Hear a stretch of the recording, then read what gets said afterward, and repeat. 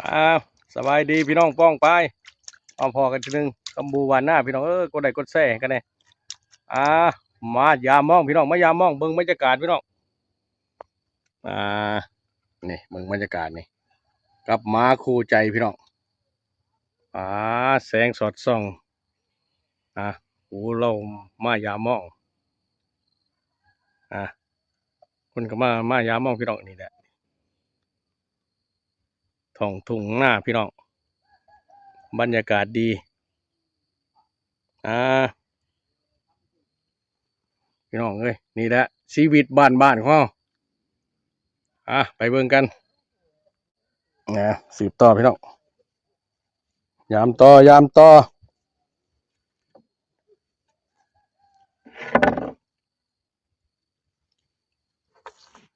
ยางบังได้ก็บ่ถือฟังได้ก็บ่ถือ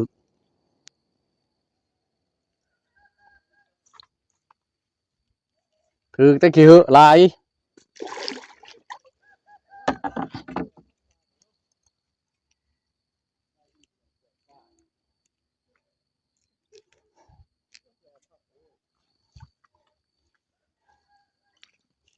มาแล้วโอ้เงินปลาครึ่งงมกระดิ่งแห้งเท่านี้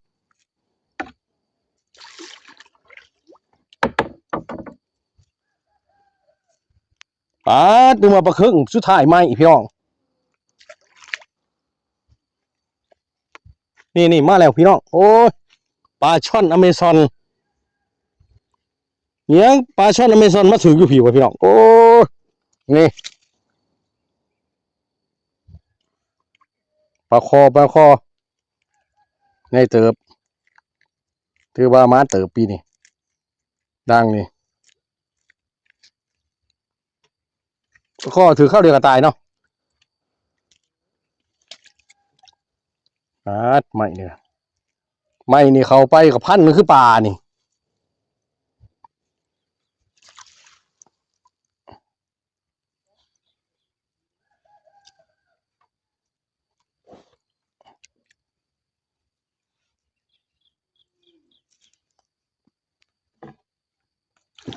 ช่วงน้ำขึ้นหมู่บ้านเนี่ยนะบ้านก้อนนั่นโอ้ยแสงใส่นี่นั่นเลยห้องถาดไปทงหน้าข้อนวัดทราบใหญ่จนเต็มเลย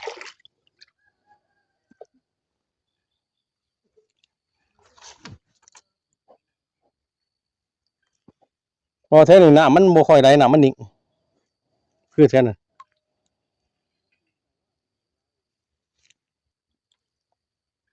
ตัวแหลกมากพี่น้องเดี๋ยวตัวที่สองที่สาม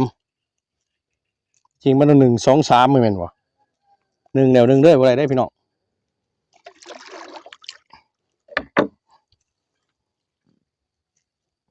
ของยังของปลาบ่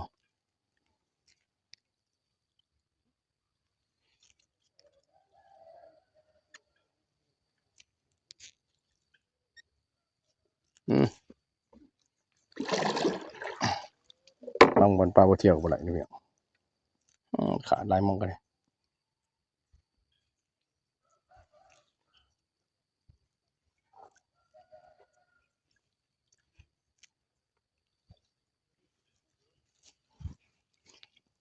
ขี่เหอะโอ้ย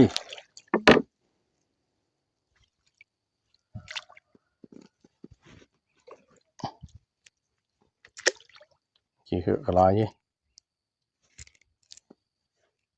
คุณดำนี่เป็นกองนี่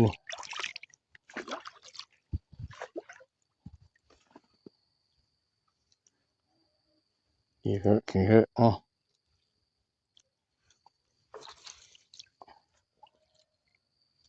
นายที่ขี่เหอะนี่เฮ้ย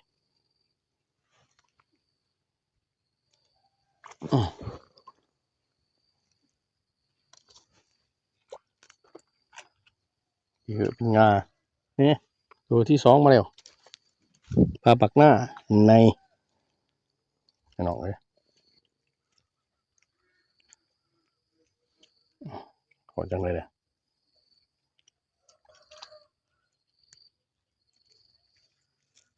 ขอจังเลยนะ ปลดก่อนปลดก่อน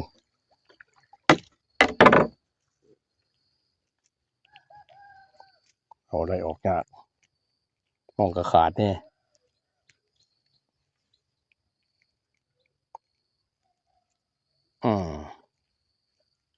ปลดปลดปลดปลดกับหัวปลดกับหัวเรียบร้อยโอ้ขี้เหือลายขนาด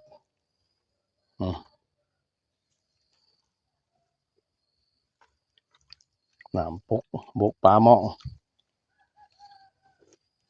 โอ้โอ้หนาวุ่นบุบดูตัวใหญ่อยู่มีปลาขาวดิปลาดมันขี้เหอะเอาโอ้ปลดอยู่เหือนนี่ขี้เหอะนี่ปลดปลาก่อนเดี๋ยวโอ้สองตัวเดียวเฮ้ยสามตัวนี้ถือสามเลยน้องเลยสามตัวบอลเดียวถือไปจุ่มเลยเนี่ยสามตัว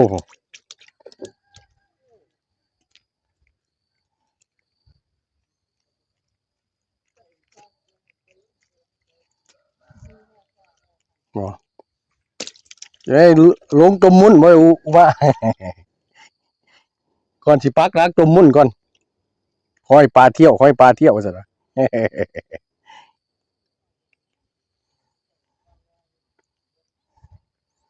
ปลาเพิ่นมักไปกระสอบกระสงเลยเพิ่น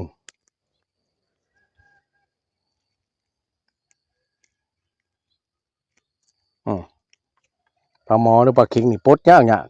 ก้างมันหลาย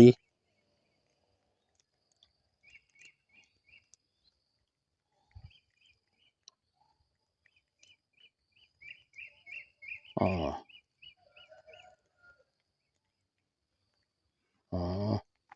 ตัวใหญ่เลยมันเมือบนี่ปลาเค็งนี่ปลาเค็งย่ามนี่มันคัก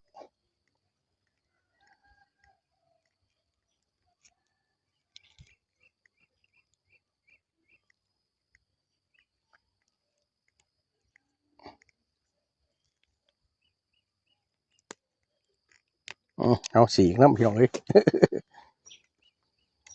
ดื่มน้ำสีน้ำมุนจะได้พี่น้องเอ้ยนี่ยังเป็นนี่พี่น้องเอ้ยโอ้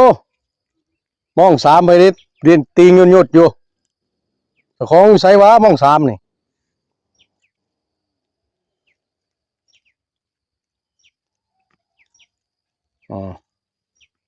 เอาไปพันอุดมอยู่เลย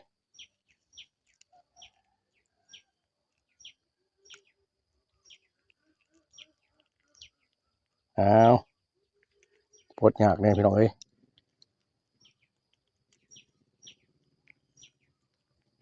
เ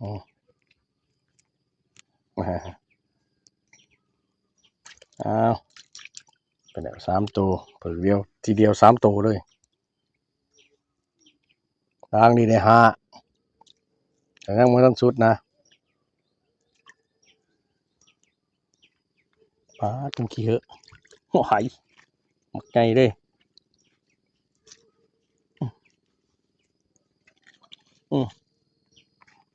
ต่อบ่ออยู่นะฮะ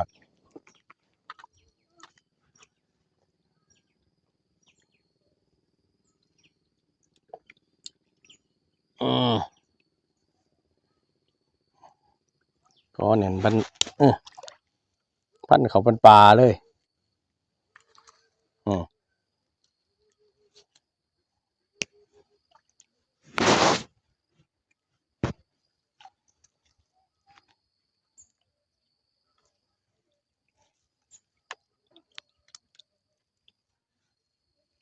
โอ้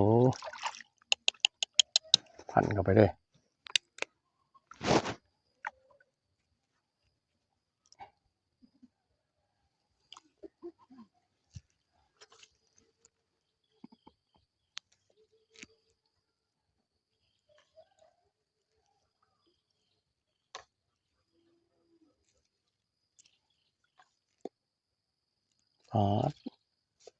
ขี่เหอะขี่เตอร์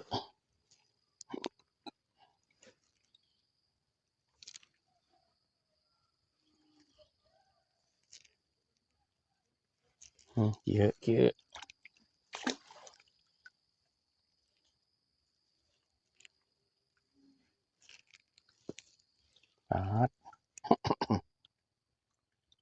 พันเขาคือป่า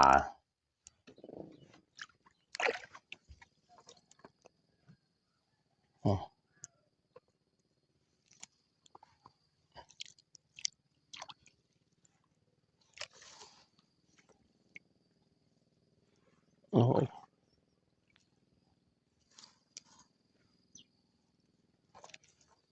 ป่ามาเป็นแพร่เลย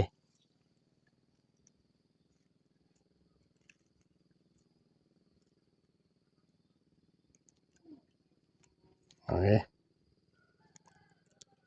เอาปลดเหมือนปลดป่าเลยปลดใหม่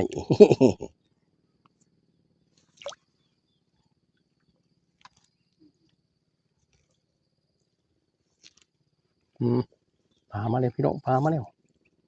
ปลาปากโอ้ทีนี้จุ้มนี่ทีนี้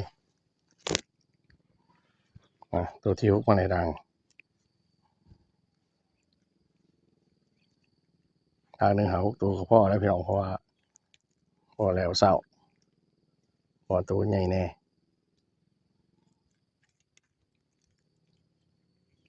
ออกไปจะได้นี่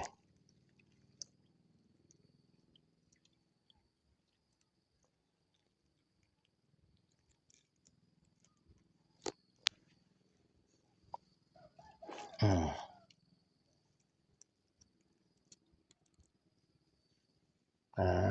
พอแล้ว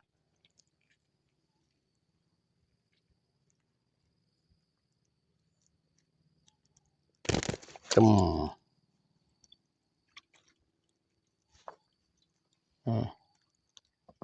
ถ้ากับปลาคือขี่เหอะพี่น้องเอ้ย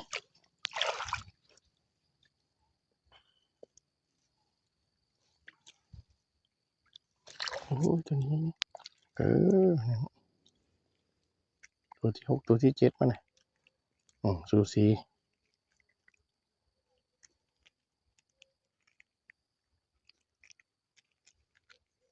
ไปปลดเนาะโอเค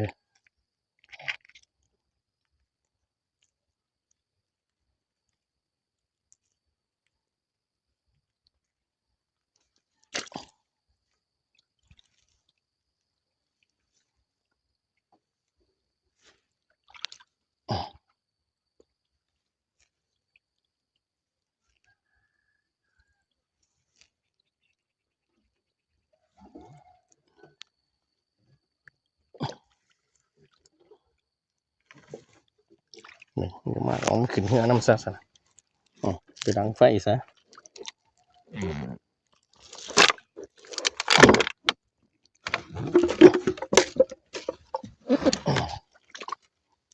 นี่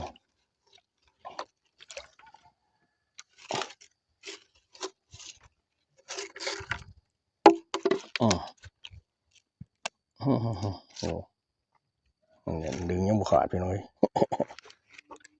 เก่าไปจะได้เลย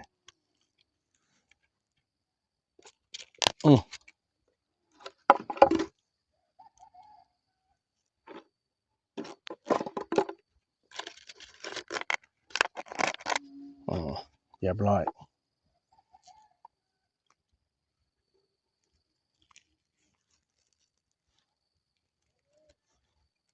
พี่น้องเลย